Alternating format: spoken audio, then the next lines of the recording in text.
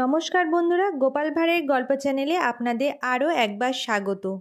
আমি প্রমীলা চলে এসেছি আপনাদের জন্য গোপাল ভাঁড়ের মহাভারত রচনা গল্পের দ্বিতীয় পর্ব নিয়ে। তাহলে চলুন দেরি না করে শুরু করি আজকের গল্প।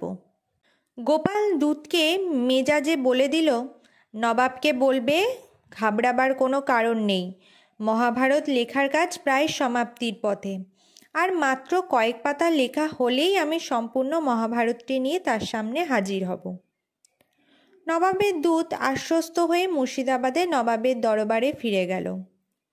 মাত্র আর মাস দুই পরে গোপাল এক গরুর গাড়ি ভাড়া করে তাতে পাহাড় প্রমাণ তালপাতা চাপিয়ে হাজির হলো মুর্শিদাবাদে নবাবের বাড়ির সদর দরজায়।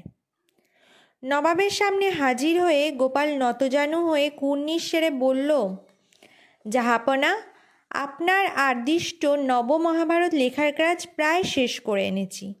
কেবলমাত্র একটি সমস্যা প্রতিবন্ধকতা সৃষ্টি করেছে। সেই সমস্যাটুকুর সমাধান করে দিলেই আমি বাকি কাজটুকু সেরে আপনার নবাবী মহাভারতটি আপনার হাতে তুলে দিতে পারি। এর জন্য আমাকে আর কৃষ্ণনগরে যাওয়ার দরকার হবে না। এখানে বসেই দিন সাতেকের মধ্যেই আমি কাজ মিটিয়ে ফেলতে পারবো। নবাব ভ্রু কুঁচকে বললেন, সমস্যা? কী সে সমস্যা বলুন? যদি আমার দ্বারা আপনার সমস্যার সমাধান করা সম্ভব হয় তবে আমি জরুর সে সমস্যার সমাধান করে দেব।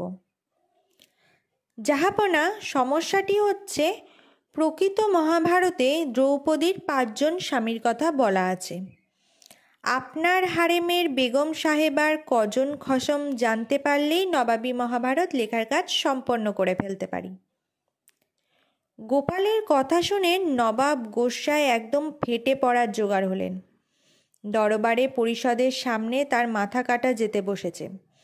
তিনি সঙ্গে সঙ্গে কানে আঙুল দিয়ে জিভ কেটে বলে উঠলেন, তবা তবা, এ কি আজব কথা। এবার গোপালের দিকে তাকিয়ে বলেন, পণ্ডিত মশাই, নবাবী মহাভারত লেখানোর স্বাদ আমার মিটে গেছে, যথেষ্ট হয়েছে। আপনি আপনার পাতাপাড়ি নিয়ে কৃষ্ণনগরে ফিরে যান। গঙ্গার পানিতে ওগুলো ভাসিয়ে দেবেন। আপনার হুকুম মাফিকই কাজ হবে জাহাপনা। তবে আমার এতদিনের পরিশ্রম একেবারেই পণ্ডশ্রম হয়ে গেল দেখছি। দরজার কাছে গিয়ে আবার পিছন ফিরে দাঁড়িয়ে গোপাল হাত কচলে আমতা আমতা করে বলল, জাহাপনা, আমার একটি আর্জি ছিল। মেহেরবানি করে যদি শোনেন ও সহানুভূতির সঙ্গে বিবেচনা করেন তবে বলি। বলুন পণ্ডিত মশাই, আপনার কি বক্তব্য? জাহাপনা, দীর্ঘদিন অক্লান্ত পরিশ্রম করে আমি যে নবাবী মহাভারত লিখলাম তার জন্য পারিশ্রমিক 10,000 টাকা ছাড়াও কিছু বকশিস পাবো আশা করেছিলাম, কিন্তু আমাকে দেখছি এখন হতাশ হয়েই ফিরতে হচ্ছে। নবাব বাধ্য হয়ে বকশিস স্বরূপ 1,000 টাকা গোপালকে প্রদান করলেন। গোপাল বকশিসের টাকাগুলো ট্যাকে গুজে নাচতে নাচতে কৃষ্ণনগরের উদ্দেশ্যে যাত্রা করল।